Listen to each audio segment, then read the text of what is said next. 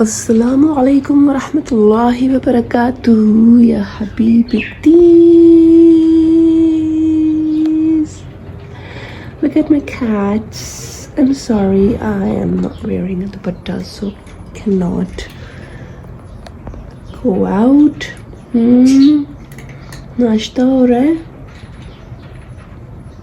بھوک لگ رہی ہے جی. Are you done with your breakfast? Okay. Kochi Kochi کو کر دوں گا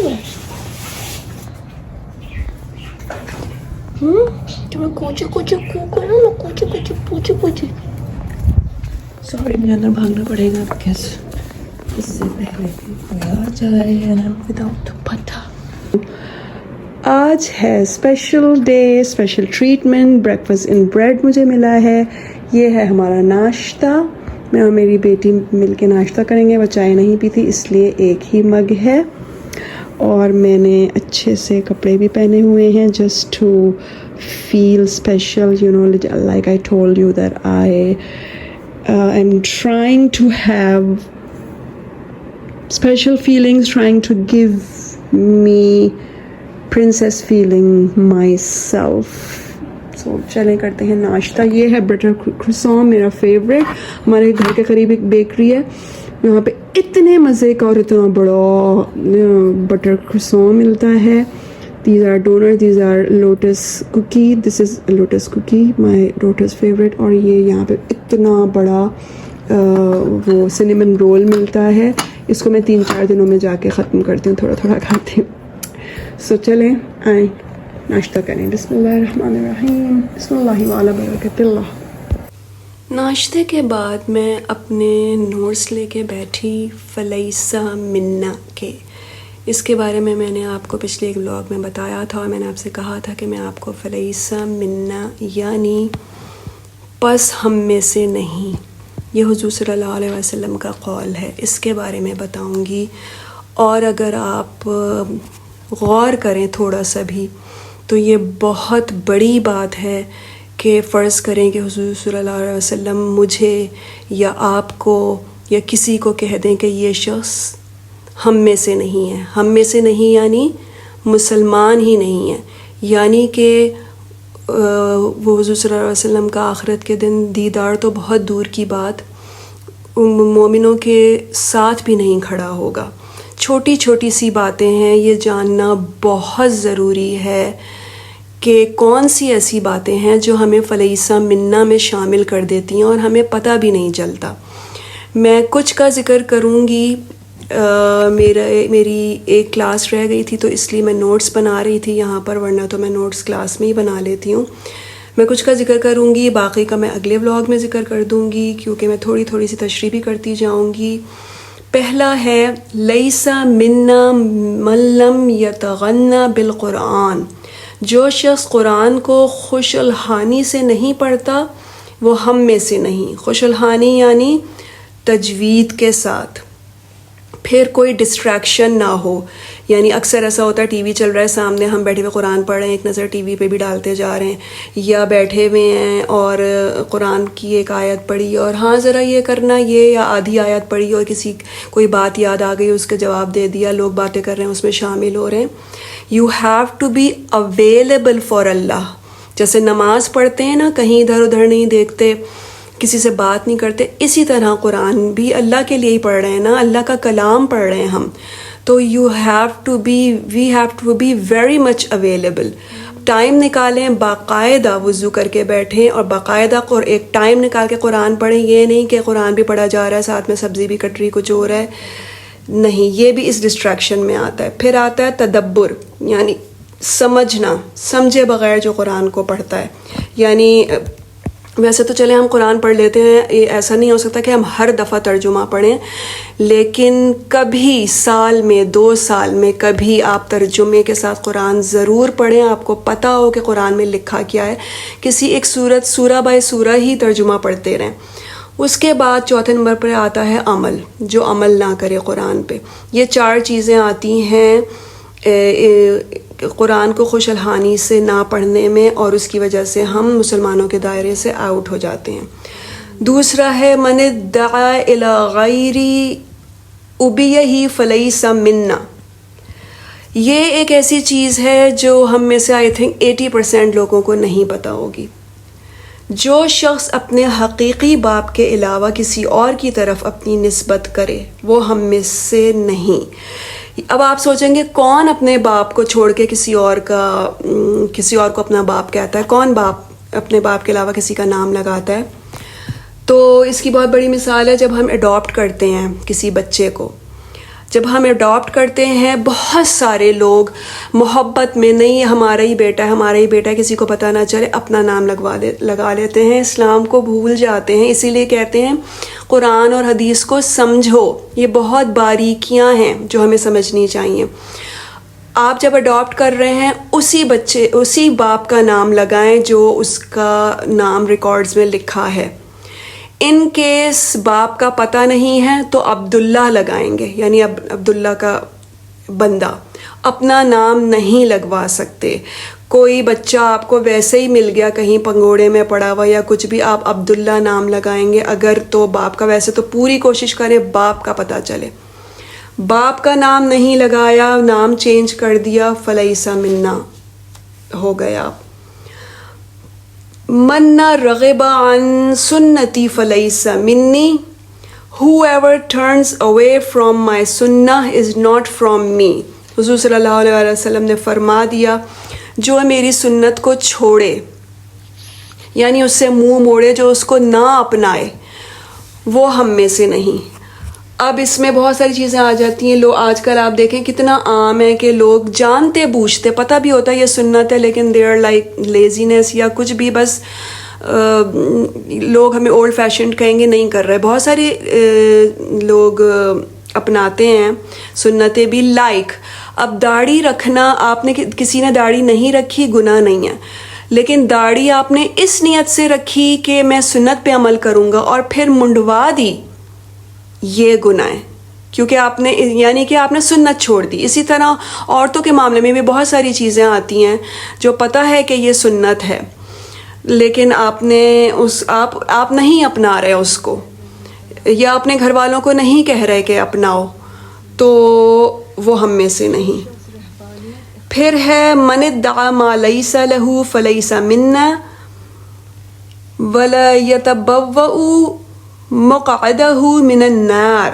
Whoever wrongfully takes possessions of someone else's property is not from us and he should prepare his place in hellfire. کسی نے، یہ تو ہم سب کو ہی پتہ ہے، کسی نے مطلب غلط طریقے سے کسی کی پوزیشن، کسی بھی، کوئی صرف جائیداد نہیں، کسی کی بھی پوزیشن پہ قبضہ کر لیا، کسی کی جائیداد اپنا لی، کسی کا پیسہ، کچھ بھی، وہ ہم میں سے نہیں، اور وہ جہنم کی آگ میں جلنے کے لیے تیار ہو جائے. لیس منا من ضرب الحدود وشق جیوب ودعا بدعوى الجاہلیہ. He is not from us who strikes the cheeks, tears the clothes and calls with the calls of جاہلیہ. اب آپ یہ دیکھیں، یہ اسپیشلی عورتوں کے لیے، عورتیں ایسے کرتی ہیں، مرد بھی کرتے ہیں.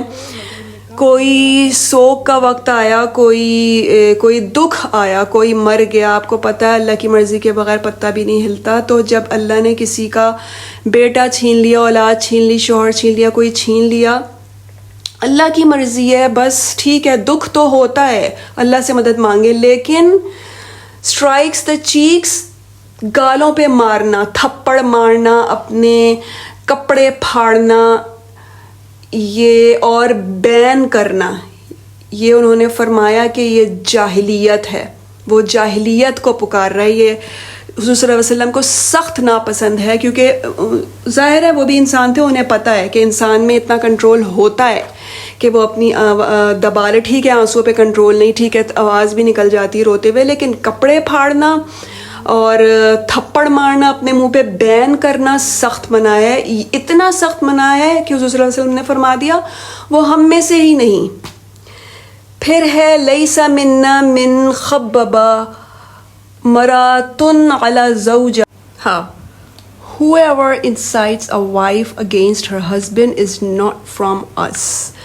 اب آپ یہ دیکھیں, یہ وہی بات ہے جو میں نے اپنے ایک بلاگ میں آئی تھنک ٹک ٹاک پر میں نے یہ بلاگ میں بات کہی تھی کہ بلکہ نہیں ہاں ٹک ٹاک پہ میں نے اپنے بلاگ میں بات کہی تھی جب مجھے ایک میری فرینڈ نے کہا کہ تم چیک کرو میرے ہسبینڈ کو اور بلا بلا.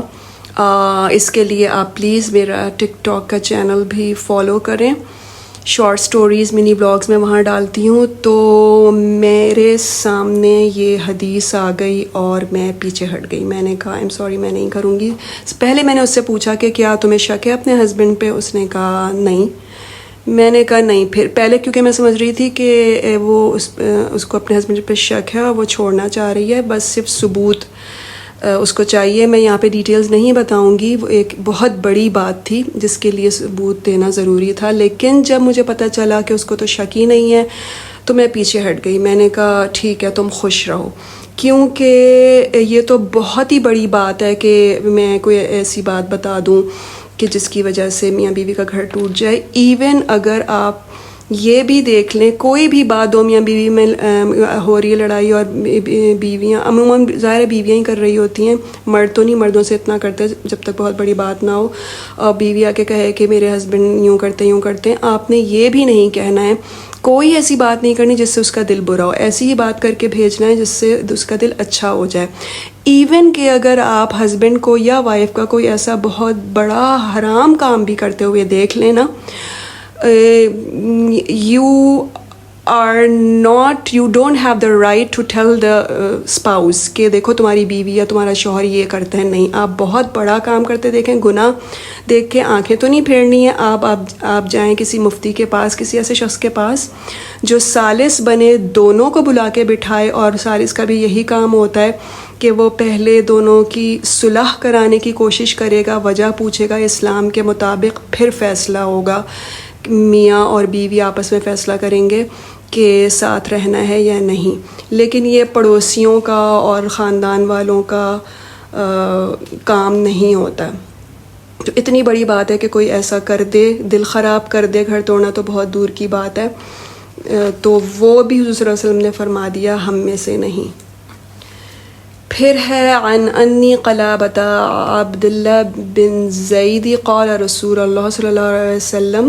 حضرت عبداللہ بن زید سے روایت ہے کہ حضور صلی اللہ علیہ وسلم نے فرمایا من تبتل فلیس منا, وفی روایہ من قدر علی ان ینکح فلم ینکح فلیس منا, فلم ینکح فلیس منا. جو شخص رہبانیت اختیار کرے, نکاح اور دنیاوی ذمہ داریوں سے خود کو الگ کرے, یعنی کہ یہ ایک مثال ہے, وہ ہم میں سے نہیں.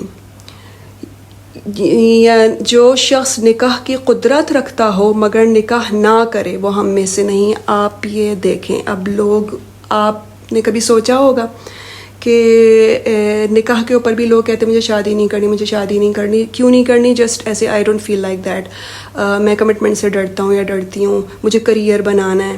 جبکہ حیثیت ہے نکاح کی, اسپیشلی یہ مرد کے لیے, کیونکہ ظاہر ہے مرد اس قابل ہو تو پھر وہ نکاح میں لیتا ہے کسی کو. اور رہبانیت اختیار کرے, کچھ لوگوں کو ہوتا ہے کہ بس اللہ کے ہو جائیں, میں بہت محبت ہے اللہ سے, میں تو بس ایک طرف بیٹھ جاؤں, اپنی ذمہ داریاں چھوڑ دیں, یعنی گھر کے کام, باہر کے کام, کمانے کے کام جو اللہ نے اس کو ذمہ داریاں دی تھی, شوہر کی یا بیوی کی یا بچوں کی. یہ پسند نہیں ہے اللہ کو, نہ نبی صلی اللہ علیہ وسلم کو, نہ نبی صلی اللہ علیہ وسلم نے ایسا کیا. یعنی کہ وہ شادی بھی نہ کرے کہ جی میں نے تو اللہ کرنا ہے. نہیں, اللہ کو تو ایکسٹریم پسند ہی نہیں ہے کسی بھی معاملے میں. میانہ روی کا ہمیں حکم دیتا ہے اسلام. تو اتنی بڑی بات ہے کہ وہ بھی ہم میں سے نہیں جو رہبانیت اختیار کرے. یعنی اسپیشلی اس میں نکاح کا ذکر ہوا ہے کہ نکاح نہ کرے اور دوسری ذمہ داریوں سے خود کو الگ کر لے. اور جو شخص نکاح کی قدرت رکھتے ہوئے بھی نکاح نہ کرے وہ ہم میں سے نہیں. استغفر اللہ.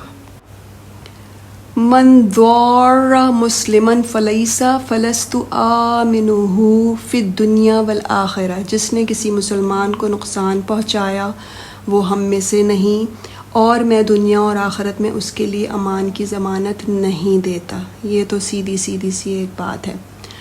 من غشا فلیسا منا، ملعون من غشا، جس نے دھوکہ دیا وہ ہم میں سے نہیں، جو دھوکہ دے وہ لعنت کا مستحق ہے۔ ویسے ایک مسلمان کو اجازت نہیں ہے کہ وہ کسی کو لعنت دے، یہ اللہ تعالیٰ نے منع فرمایا ہے، لیکن جو دھوکہ دے وہ لعنت کا مستحق ہے۔ لعنت کا مستحق ہے مطلب اللہ کی لعنت کا مستحق ہے، یہ نہیں کہ آپ اس کو لعنت دیں، اللہ کی لعنت کا مستحق ہے، یعنی کہ حضور صلی اللہ علیہ وسلم نے اس کو لعنتی قرار دے دیا۔ استغفر اللہ، اللہ ہم سب کو بچائے ایسا کرنے سے جانے انجانے میں۔ لیس منی ذو حسو ولا نمیمت ولا کہانت ولا انا منہ، حسد کرنے والا، چوری کرنے والا اور کاہن، ان کا مجھ سے کوئی تعلق نہیں۔ کاہن کون ہوتا ہے؟ ایک تو ہو گیا حسد کرنے والا، ایک ہوتا ہے چوری کرنے والا۔ کاہن who claims to know the future، یعنی جو غیب کا علم جاننے کا کلیم کرتا ہے، جو کلیم کرتا ہے کہ مجھے غیب کا علم معلوم ہے، جس کے پاس اکثر جاہل لوگ جاتے ہیں، جاہلی میں کہوں گی انہیں، کہ یہ چوری کس نے کی ہے، یہ بتا دو، یہ کیا ہوگا میرا آگے، ایسا کیا ہوگا یہ بتا دو۔ غیب کا علم تو حضور صلی اللہ علیہ وسلم کے پاس بھی نہیں تھا، تو کاہن تو بہت ہی بڑا جھوٹا ہے، تو یہ بھی ہم میں سے نہیں۔ اس کے 4 پارٹس ہیں، 3 تقریباً میں نے کمپلیٹ کر لیے ہیں، باقی ایک اگلے ولاگ میں۔ اس کے بعد گئی میں واک پہ، and look what a big bunch of sunflowers I have plucked. چلیں یہیں پہ کرتے ہیں ولاگ کو ختم۔ اگر پسند آئے تو لائک کر دیں، اور پسند آئے تو سبسکرائب کر دیں، زیادہ ہی پسند آ جائے تو شیئر بھی کر دیں۔ الی اللقاء۔